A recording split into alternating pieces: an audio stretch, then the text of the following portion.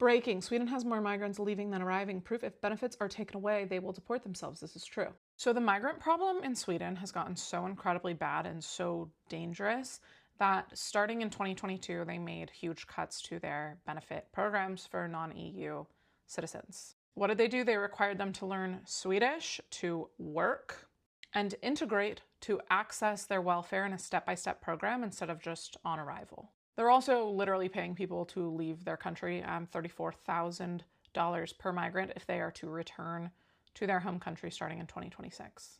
And since they've made all this changes to the benefit programs and welfare programs for migrants, for the first time in a decade, Sweden achieved net zero migration in 2024. And now there's more leaving than coming. And asylum applications dropped to record lows.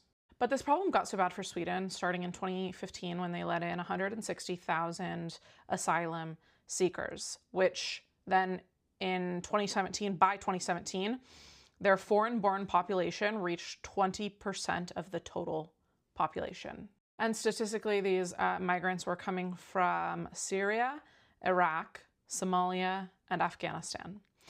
Because of this, crime stats increased dramatically starting in 2015, and Sweden became known as the bombing capital of Europe.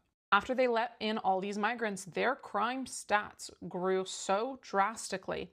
73% of all murders in the country were done by migrants. 70% robbery done by migrants. 85% of all pew-pewings done in the country were migrants. They had a huge, heartbreaking increase in RAPE in their country.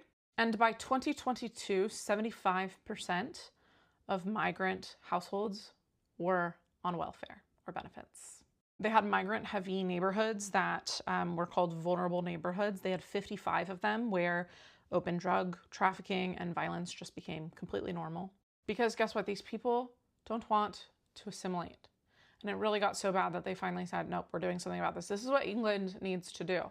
But no, England is spending £117 million to protect mosques. They just promised another £1 million to combat Muslim hatred. Hey, well, guess what? If people are coming into my country and making it more unsafe and committing crimes at higher rates, I don't like them. It has nothing to do with their religion, literally nothing. We've got to stop pandering to this sensitive movement. It's so crazy. It's going to cause the fall of the West. Good for Sweden for cleaning up their act, but they still have work to do because that was a lot of damage done. England needs to close its borders, cut all benefits for migrants, and start mass deportations. Otherwise, gone.